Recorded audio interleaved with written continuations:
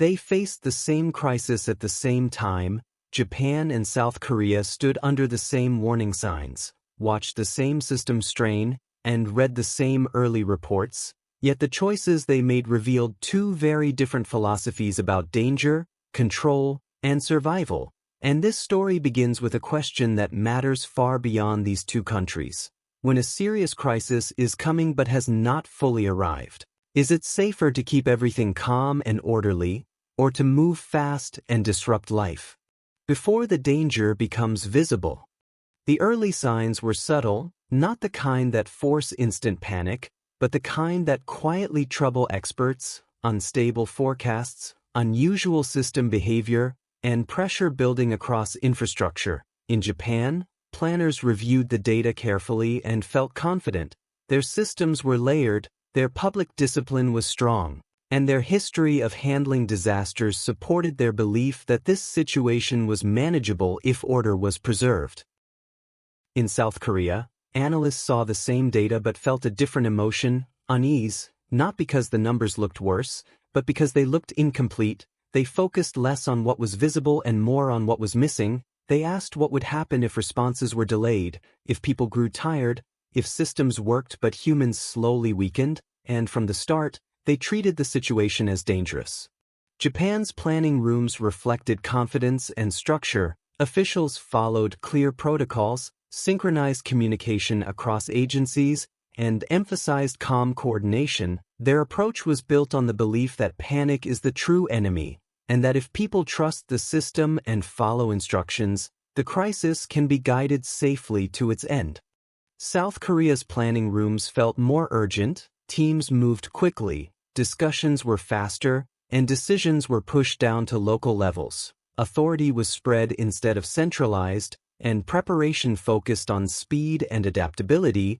Their belief was that waiting for certainty could cost time that would never return. As the crisis slowly unfolded, both countries activated emergency measures, power systems fluctuated, communication networks grew crowded, and public awareness increased. Japan focused on controlling information flow, ensuring that every message was verified, aligned, and calm. Officials believed consistency would preserve trust and prevent confusion. South Korea chose a different path.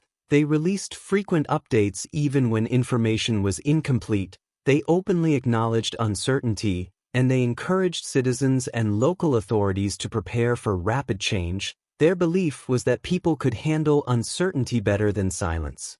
In Japan, public transport slowed gradually, schedules were adjusted carefully, and crowd movement was guided with precision.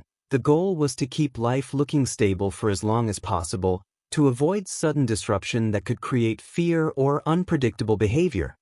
In South Korea, transport routes were shut down earlier, traffic was rerouted quickly, and citizens were urged to adapt immediately. The surface appeared more chaotic, but pressure on key systems dropped faster, and officials accepted early inconvenience as a form of protection.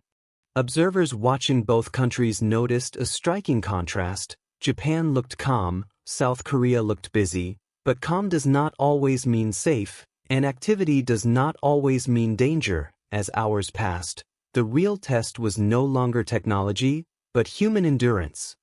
In Japan, the emphasis on perfect coordination meant that when one agency slowed, others waited, preserving order but allowing pressure to build quietly beneath the surface. Small delays began to stack, not enough to trigger alarms, but enough to narrow margins. In South Korea, decentralized responses allowed faster local adjustments, but they also created uneven outcomes between regions. Some areas adapted smoothly while others struggled. Flexibility came with inconsistency, and leaders had to accept that not everything would look orderly. Communication systems soon became overloaded in both countries. In Japan, officials delayed certain updates until they could be fully verified and aligned across agencies, fearing that conflicting messages could cause panic or distrust. In South Korea, authorities issued rapid alerts that openly admitted gaps and changing conditions.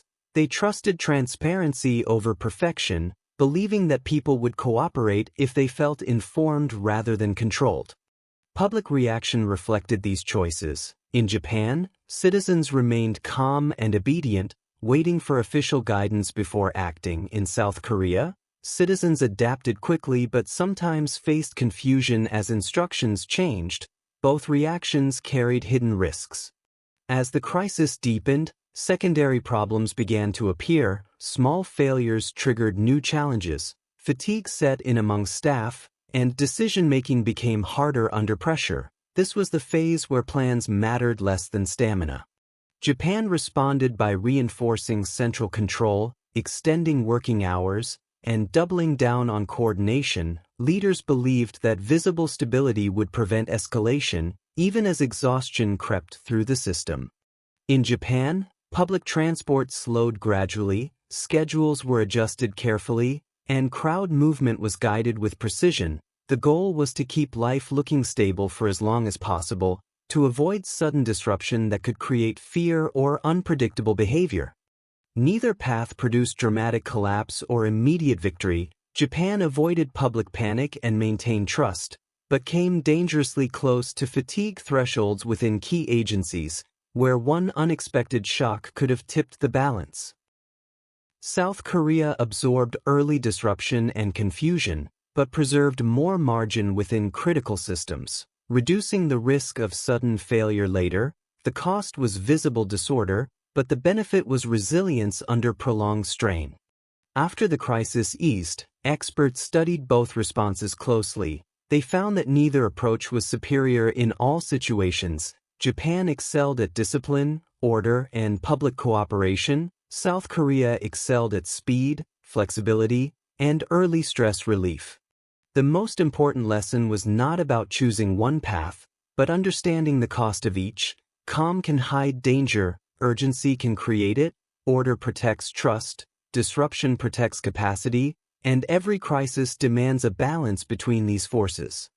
Japan began adjusting its planning models, adding longer duration stress tests, factoring in fatigue, and reducing assumptions about perfect human performance. Safety was redefined not as the absence of failure, but the presence of margin.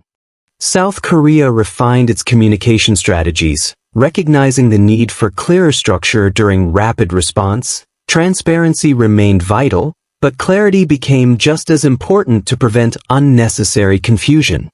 What made this story powerful was not disagreement, but learning. Japan did not lose credibility by listening. South Korea did not gain authority by warning. Both gained a deeper respect for uncertainty. The crisis proved that preparedness is not a fixed formula. It is a living process that must adapt to people, time, and pressure. The strongest systems are not those that look calm or fast, but those that can change direction without breaking. As recovery continued, both countries emerged stronger, not because they copied each other, but because they learned from contrast. Each path revealed weaknesses the other could help address. This story matters because it reflects a truth about all societies. When people face the same crisis, the path they choose reveals what they value most: control or speed, order or flexibility, certainty or adaptation. Japan valued visible calm and collective discipline. South Korea valued rapid action and resilience under uncertainty. Neither value was wrong, but neither was complete on its own. The final lesson is simple but powerful. Safety is not found at the extremes. It lives in the space between calm and urgency, between order and disruption, between waiting and acting. When Japan and South Korea faced the same crisis, they chose different paths, and by watching both, the world learned that survival is not about choosing the right answer once, but about knowing when to choose differently as conditions change. And that is why this story stays with you until the end, because it is not only about two nations, it is about every system that believes it is ready, and every moment that tests whether readiness is real.